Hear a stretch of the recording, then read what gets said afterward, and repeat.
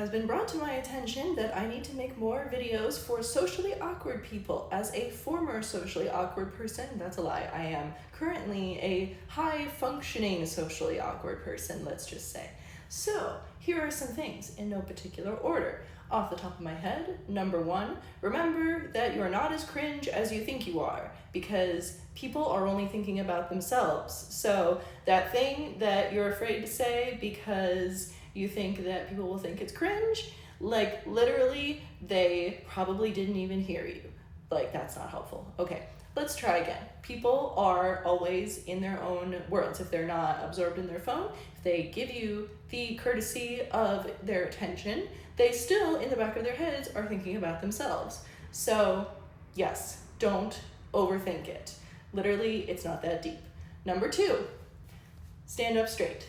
Number 3, make eye contact, but it's okay to go back and forth. In fact, better to go back and forth, because staring for too long, anyway, again, don't overthink it. Number 3, where are we? Okay, so have interests, have things to talk about. That doesn't mean have like a list of things that you're waiting to bring up in a conversation, but it means have a life other than Netflix. But if it is Netflix, what are your favorite shows? Who are your favorite characters in those shows? Like, how did you feel about the ending? Have opinions, but not Twitter opinions. Have your own opinions. Number 4 is ask questions. It doesn't have to be the right question, just any question. Anything that gets somebody to talk about themselves, because everybody is their favorite topic. You are your favorite topic, and they are their favorite topic. So ask literally any random question or predictable question. Like, just asking questions is always correct. Like, what's your address? No, not that one. But like, general questions are typically good. Number 5, probably. Be okay with having arguments. Arguments can be good, because just because somebody doesn't agree with you, that is actually an opportunity to have a conversation on that topic. And it can be a fun argument, or it might not be an argument, but it's called a discussion. So like, that's why I say have opinions, because you should be able to explain why you like something or why you think something is correct, and you should be able to have a back and forth with another person with their differing opinions, so that you can see, like, you don't necessarily have to like be convinced, or you don't necessarily have to convince them, but it's good to be able to have a discussion about why you believe what you believe, and essentially being able to be challenged. Being challenged is good. Number 6, 7, people are lonely.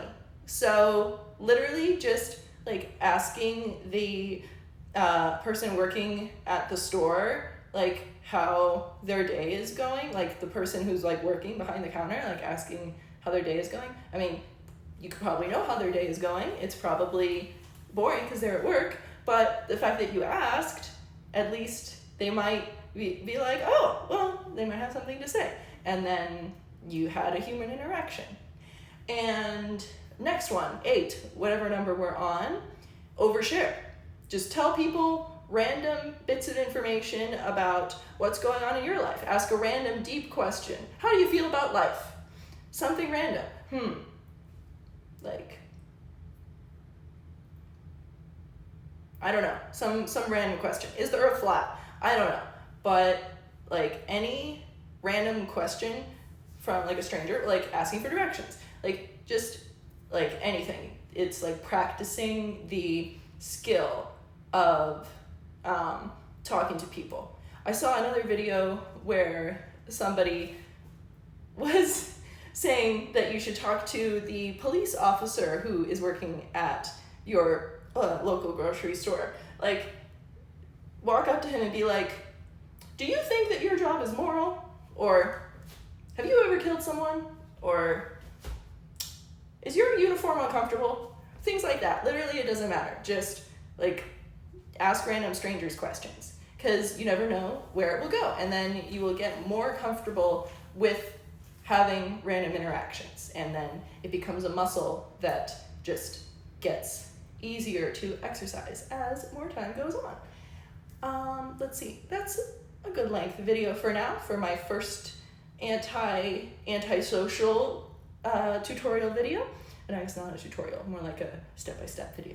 Thank you for watching. Actually, I thought of another one. You should, well, you don't have to do this, but it's helpful for generating interactions. Wear something that stands out. And that doesn't mean you have to dress like super attractive. You could wear like shoes that look like ducks or something. You could wear like a cowboy hat, or maybe like, I don't know, like something that like you're afraid to wear is probably the thing that will generate conversation. So that is another piece of advice.